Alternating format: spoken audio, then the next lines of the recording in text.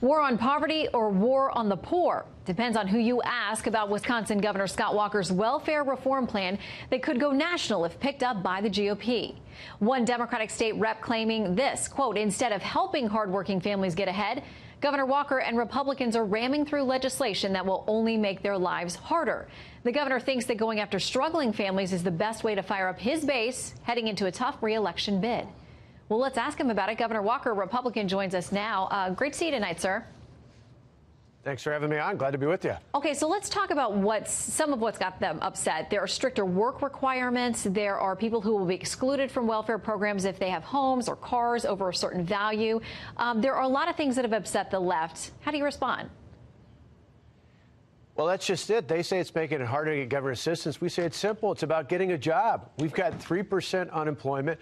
The only other time in the history of Wisconsin that we have unemployment at 3% that low was when Tommy Thompson was our governor back in the 1990s. He was a leader not just here in Wisconsin, but nationally on welfare reform for exactly the same reason we're pushing it right now.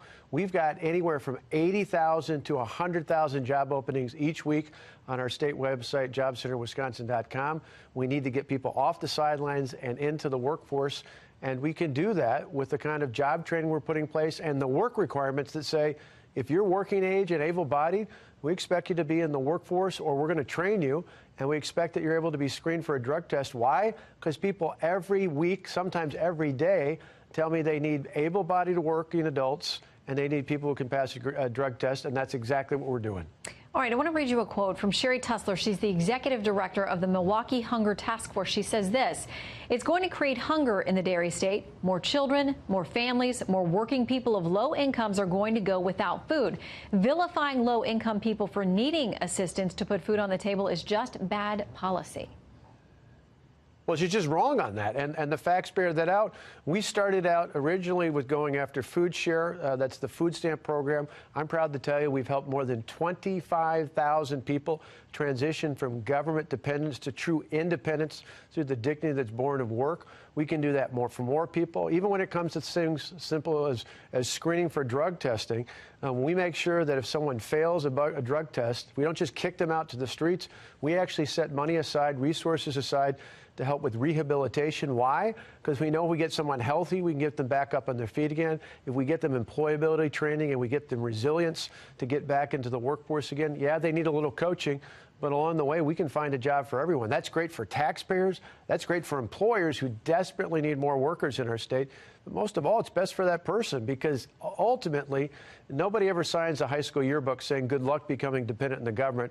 Everyone dreams when they're a child of living a life where they can control their own life and their own destiny going forward. And that's exactly what we're doing. We're empowering people to live their piece of the American dream. You know, the drug testing element is very controversial. It's been tried in other states. It's been floated in other states. Here's what The Atlantic had to say in an article when this was being discussed even a couple of months ago in Wisconsin, saying this: states bear high costs for drug tests that rarely come up positive. They went on to say that drug testing places yet another burden on low-income people who aren't drug users but have trouble finding time or transportation to complete the tests.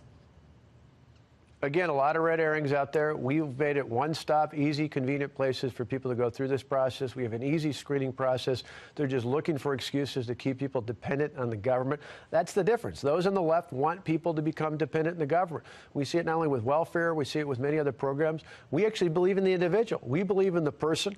We believe that if we empower people, we give them the support, the skills, and the training. And yes, for occasionally a few out there who need help with addictions, and that's a problem we see all over this country, if we get them the rehab and get them healthy again, there's no reason why people can't get back up on their feet again. It's simple. We'll help people when they're down and out, but for those who are able, we want to get them in the workforce. We think public assistance should ultimately be more like a trampoline and less like a hammock. All right, Governor, we'll be watching as these continue to wind their way through the legislative process and to your desk. And as we said, we know a lot of folks are watching nationwide to see other states who may adopt your policies or at least see how they play out. We appreciate your time, Governor. Thank you. Great to you. Thank you for having me on.